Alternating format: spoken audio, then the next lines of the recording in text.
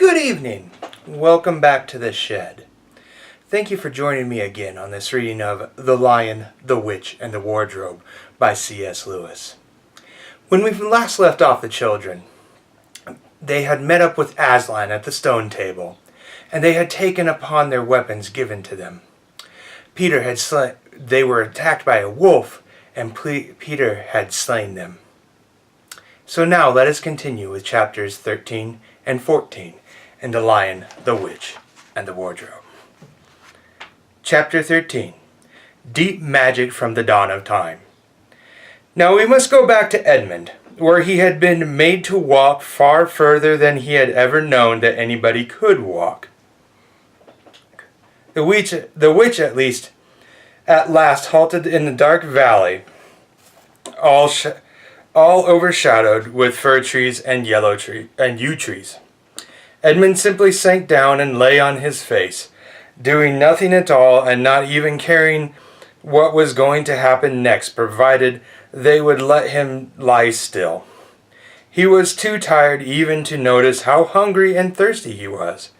The witch and the dwarf were talking close behind him in low tones.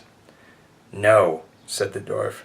It is no use now, O Queen.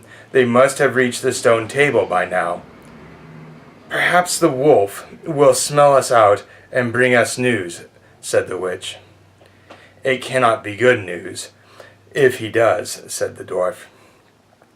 4 thrones in Cair Paravel, said the witch. How if only 3 were filled? That would not fulfill the prophecy. What difference would that make now that he is here, said the dwarf. He did not dare even now to mention the name of Aslan to his mistress. He may not stay long, and then we would fall upon the 3 at Cair. Yet it might be better, said the dwarf, to keep this one.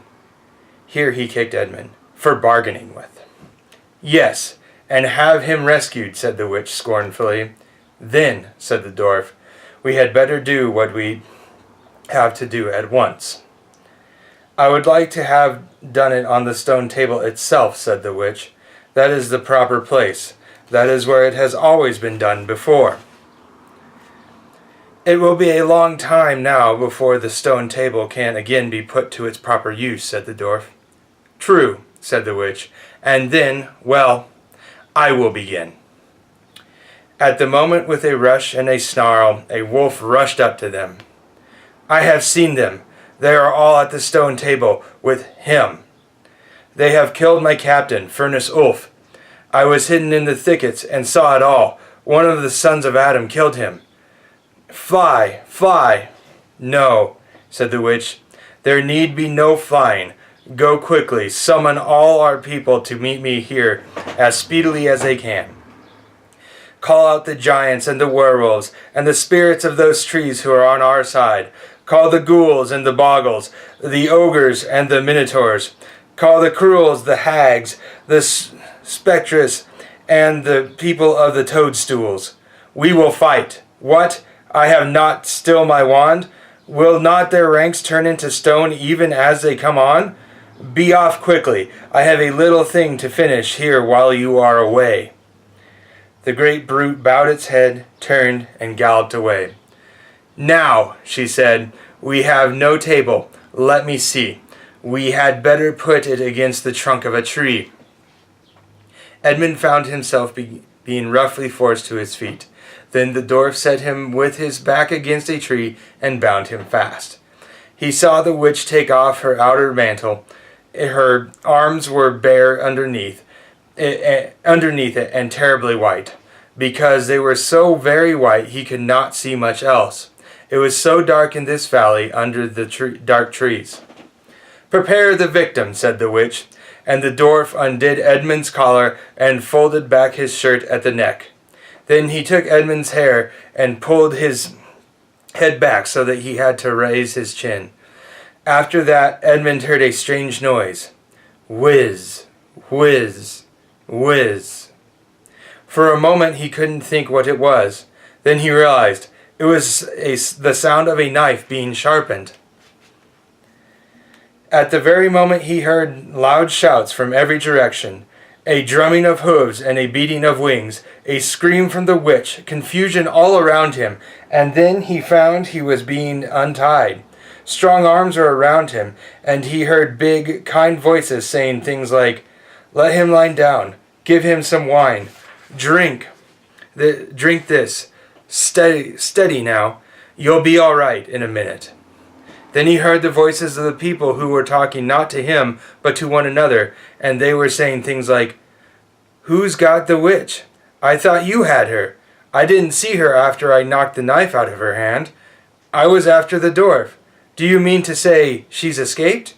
A chap can't mind everything at once. What's that? Oh, sorry, it's only an old stump." But just at this point, Edmund went off in a dead faint. Presently the centaurs and unicorns and deer and birds, they were of course the rescue party which Aslan had sent in the last chapter, all set off to go back to the stone table, carrying Edmund with them. But if they could have seen what happened in that valley after they had gone, I think they might have been surprised. It was perfectly still, and presently the moon grew bright. If you had been there, you would have seen the moonlight shining on an old tree stump on a fair-sized boulder. But if you had gone on looking, you would gradually have begun to think that there was something odd about both the stump and the boulder. And next, you would have thought that the stump didn't look remarkably like a fat man crouching on the ground. And if you had watched long enough, you would have seen the stump walking across to the boulder, and the boulder sit up and begin talking to the stump. For in reality, the stump and the boulder were simply the witch and the dwarf. For it was part of her magic that she could make things look like what they weren't. And she had the presence of mind to do so at that very moment when the knife was knocked out of her hand. She had kept hold of her wand also, so it had been kept safe too. When the other children woke up the next morning, they had been sleeping on piles of cushions in the pavilion. The first thing they heard from Mrs. Beaver was that their brother had been rescued and brought into camp late last night, and was at that moment with Aslan. As soon as they had breakfast, they all went out, and there they saw Aslan and Edmund walking together in the dewy grass, apart from the rest of the court. There is no need to tell you, and no one ever heard, what Aslan was saying, but it was a conversation which Edmund never forgot. As the others drew near, Aslan turned to meet them, bringing Edmund with him. "Here is your brother," he said, "and there is no need to talk to him about what is past." Edmund shook hands with each of the others, and said to each of them in turn, "I'm sorry." And everyone said, "That's all right." And then everyone wanted very hard to say something which would make it quite clear that they were all friends with him again, something ordinary and natural. And of course no one could think of anything in the world to say. But before they had time to feel really awkward, one of the leopards approached Aslan and said, "Sire, there is a messenger from the enemy who craves audience." "Let him approach," said Aslan. The leopard went away and soon returned, leading the witch's dwarf. "What is your message, son of earth?" asked Aslan. "The Queen of Narnia and Empress of the Lone Islands desires a safe conduct to come and speak with you," said the dwarf, "on a matter which is as much to your advantage as hers." "Queen of Narnia, indeed," said Mr. Beaver. "Of all the cheek—" "Peace, Beaver," said Aslan. "All names will soon be restored to their proper owners. In the meantime, we will not dispute about noises. Tell your mistress, son of earth, that I grant her safe conduct on condition that she leaves her wand behind her at the great oak." This was agreed to, and 2 leopards went back with the dwarf to see that the conditions were properly carried out. "But supposing she turns the 2 leopards into stone," whispered Lucy to Peter. I think the same idea had occurred to the leopards themselves. At any rate, as they walked off, Their fur was all standing up on their backs, and their tails were bristling, like a cat's when it sees a strange dog. "It'll be all right," whispered Peter in reply. "He wouldn't send them if it weren't." A few minutes later the witch herself walked out onto the top of the hill and came straight across and stood before Aslan. The three children, who had not seen her before, felt shudders running down their backs at the sight of her face, and there were long growls among all the animals present. Though it was bright sunshine, everyone felt suddenly cold. The only two people present who seemed to be quite at their ease were Aslan and the witch herself. It was the oddest thing to see those two faces, the golden face and the dead white face, so close together. Not that the witch looked Aslan exactly in his eyes. Mrs. Beaver particularly noticed this. "You have a traitor there, Aslan," said the witch. Of course, everyone present knew that she meant Edmund, but Edmund had got past thinking about himself after all he'd been through, and after the talk he'd had that morning. He just went on looking at Aslan. It didn't seem to matter what the witch said. "Well," said Aslan, "his offense was not against you." "Have you forgotten the deep magic?" asked the witch. "Let us say I have forgotten it," answered Aslan gravely. "Tell us of this deep magic." "Tell you," said the witch, her voice growing suddenly shriller. "Tell you what is written on the very table of stone which stands beside us?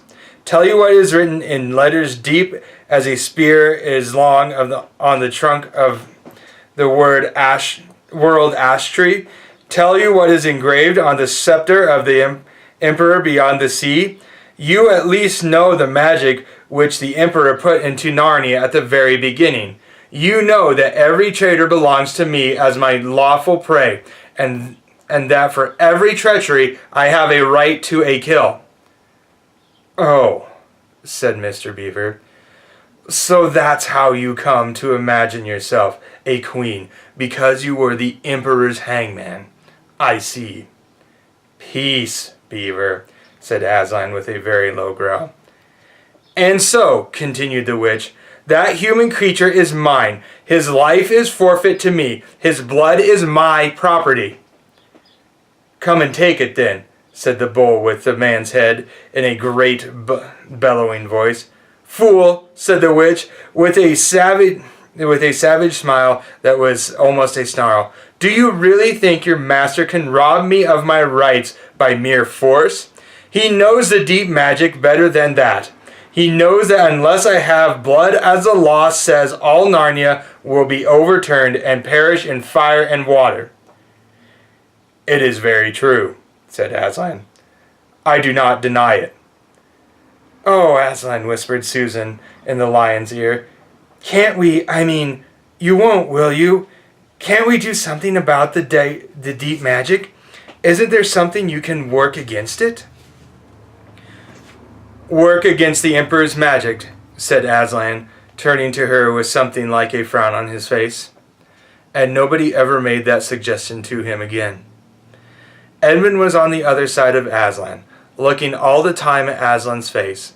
He felt a choking feeling and wondered if he ought to say something, but a moment later he felt that he was not expected to do anything except to wait, and do what he was told. "Fall back, all of you," said Aslan, "and I will talk to the witch alone." They all obeyed. It was a terrible time, this, waiting and wondering, while the lion and the witch talked earnestly together in low voices.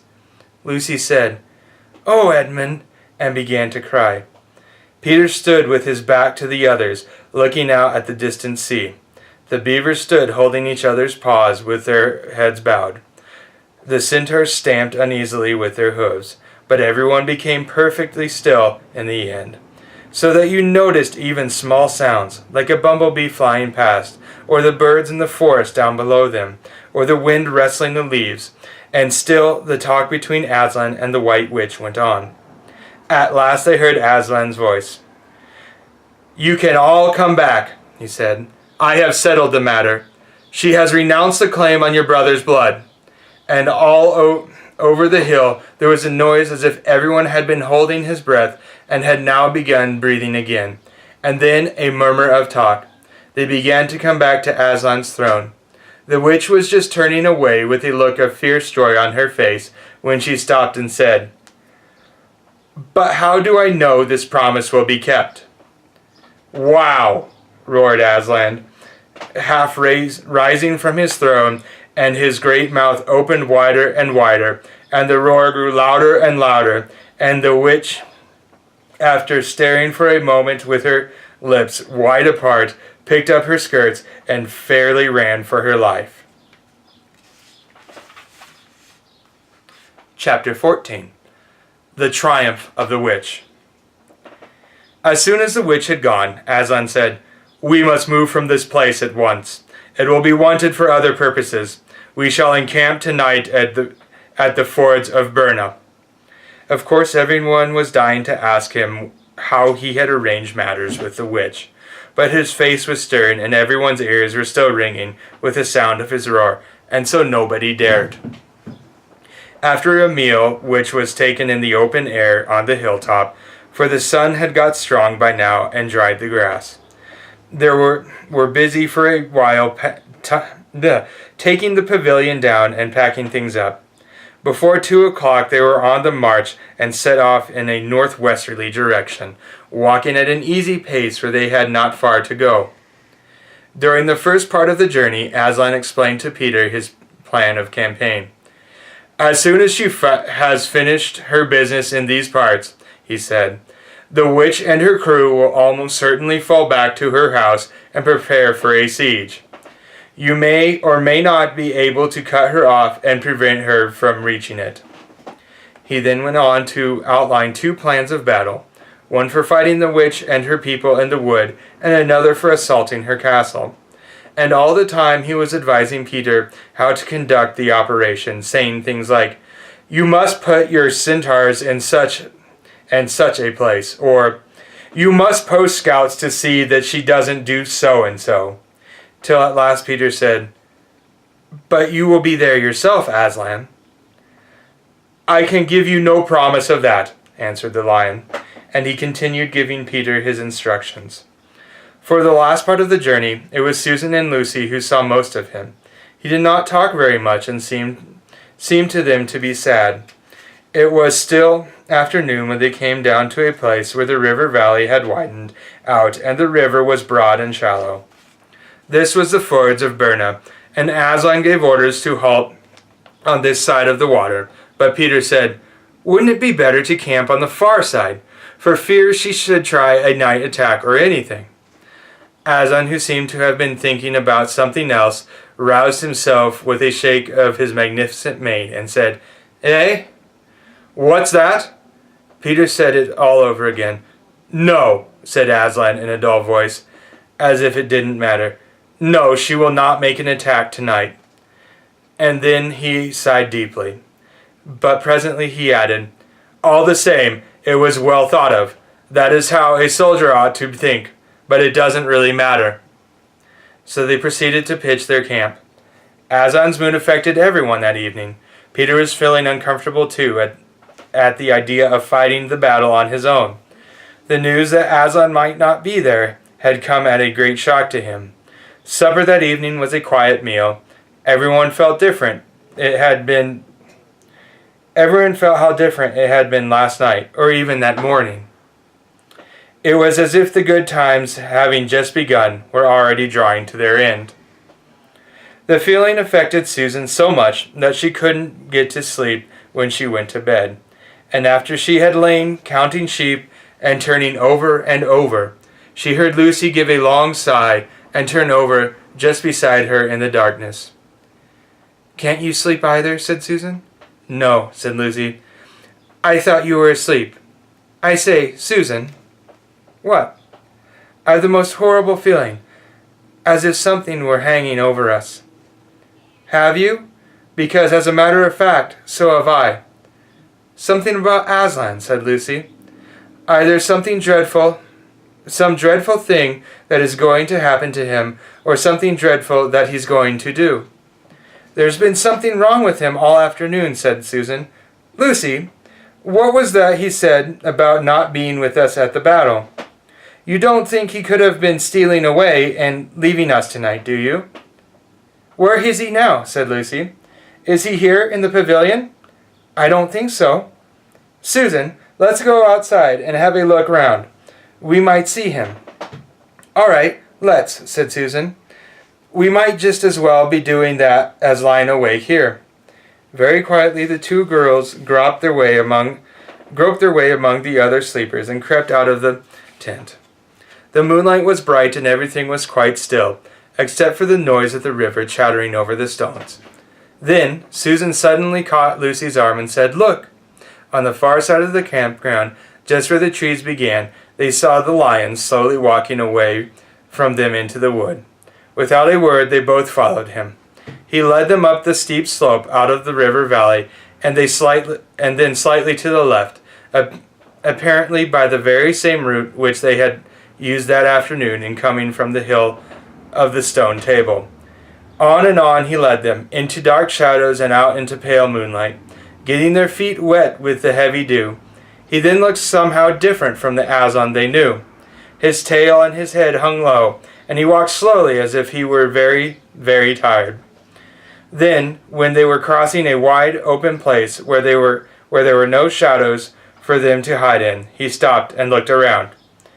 It was no good trying to run away, so they came towards him. When they were closer, he said, Oh, children, why are you following me? We couldn't sleep, said Lucy, and then felt sure that she need say nothing more, and that Aslan knew all they had been thinking. Please, may we come with you, wherever you're going, said Susan. Well, said Aslan, and seemed to be thinking. Then he said, I should be glad of company tonight. Yes, you may come, if you will promise to stop when I tell you, and after that, leave me to go on alone. Oh, thank you, and we will, said the two girls. Forward they went again, and one of the girls walked on each side of the lion. But how slowly he walked! And his great royal head drooped so that his nose nearly touched the grass. Presently he stumbled and gave a low moan. Aslan, dear Aslan, said Lucy, what is wrong? Can't you tell us? Are you ill, dear Aslan? Asked Susan. No, said Aslan. I am sad and lonely. Lay your hands on my mane so that I can feel you are there, and let us walk like that. And so the girls did what they would never have dared to do without his permission, but what they had longed to do ever since they first saw him, buried their cold hands in the beautiful sea of fur and stroked it, and so doing, walked with him. And presently they saw that they were going up with him, up the slope of the hill which the stone table stood. They went up at the side where the trees came furthest up, and when they got to the last tree, it was the one that they had some bushes about it. Aslan stopped and said, "O children, here you must stop, and whatever happens, do not let yourselves be seen. Farewell." And both the girls cried bitterly, though they hardly knew why, and clung to the lion, and kissed his mane, and his nose, and his paws, and his great, sad eyes. Then he turned from them and walked on to the top of the hill, and Lucy and Susan, crossing in the bushes, looked after him. And this is what they saw. A crowd of people were standing all around the stone table, and though the moon was shining, many of them carried torches, which burned with evil-looking red flames and black smoke. But such people, ogres with monstrous teeth, and wolves, and bull-headed men, the spirits of evil trees and poisonous plants, and other creatures whom I won't describe, because if I did, the grown-ups would probably not let you read this book, cruels and hags and incubuses, wraths, horrors, ifrits, spirits, orcrines, woozes, and innits. In fact, here were all those who were on the witch's side, and whom the wolf had summoned at her command. And right in the middle, standing by the table, was the witch herself. A howl and a gibber of dismay went up from the creatures when they first saw the great lion pacing towards them. And for a moment the witch herself seemed to be struck with fear. Then she recovered herself and gave a wild, fierce laugh. "The fool!" she cried. "The fool has come! Bind him fast!" Lucy and Susan held their breaths waiting for Aslan's roar and his spring upon his enemies. But it never came. 4 hags, grinning and leering, yet so, at first, hanging back and half afraid of him, what they had to do, had approached him. "Bind him, I say," repeated the White Witch. The hags made a dart at him and shrieked with triumph when all that they found that he had made no resistance at all. Then others, evil dwarves and apes, rushed in to help them, and between them they rolled the huge lion round on his back and tied all 4 paws together, shouting and cheering as if they had done something brave, though the lion, chosen, one of the paws could have been the death of them all. But he made no noise, even when the enemies, straining and tugging and pulling the cords so tight that they cut into his flesh. Then they began to drag him towards the stone table. "Stop!" said the witch. "Let him first be shaved." Another roar of mean laughter went up from her followers, as an ogre with a pair of shears came forward and squatted down by Aslan's head. Snip, snip, snip went the shears, and the masses of curling golden hair began to fall to the ground. The ogre stood back, and the children, watching from their hiding place, could see the face of Aslan looking all small and different, without its mane. The enemies also saw the difference. "Why, he's only a great cat after all," cried one. "Is that what we were all afraid of?" said another. And they surged around Aslan, jeering at him, saying things like, "Puss, puss, poor pussy," and "How many mice have you caught today, cat? Would you like a saucer of milk, Pussimus?" "Oh, how can they?" said Lucy, tears streaming down her cheeks. "The brutes! The brutes!" For now that the first shock was over, the shorn face of Aslan looked to her braver and more beautiful and more patient than ever. "Muzzle him," said the witch, and even now, as they worked about his face, putting on the muzzle, one bite from his jaws would have cost 2 or 3 of them their hands. But he never moved, and this seemed to enrage all that rabble. Everyone was at him now. Those who had been afraid to come near him even after he was bound began to find their courage. And even for a few minutes the 2 girls could not even see him. So thickly was he surrounded by the whole crowd of creatures, kicking him, hitting him, spitting on him, jeering at him. At last the rabble had enough of this. They began to drag the bound and muzzled lion to the stone table. Some pulling and some pushing. He was so huge that even when they got him there, it took all their efforts to hoist him onto the surface of it. Then there was more tying and tightening of cords. "The cowards! The cowards!" sobbed Susan. "And are they still afraid of him, even now?"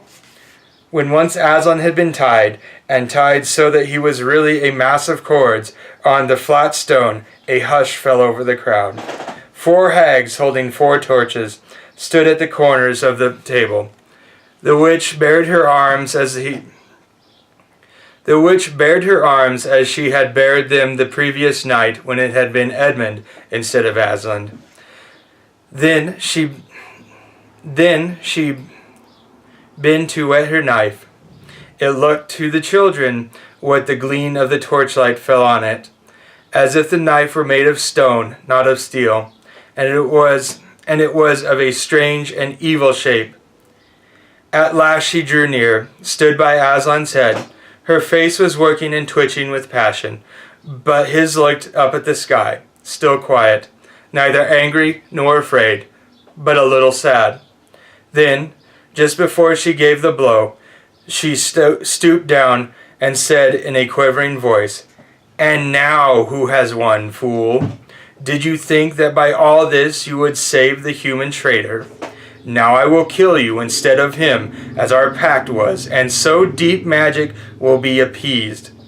But when you are dead, what will prevent me from killing him as well? And who will take him out of my hand then? Understand that you have given me Narnia forever. You have lost your own life, and you have not saved his. In that knowledge, despair and die." The children did not see the actual moment of the killing. They could not bear to look, and had covered their eyes. Thank you for joining me this week for this week's reading of The Lion, the Witch, and the Wardrobe. Be kind and good to each other until I see you again.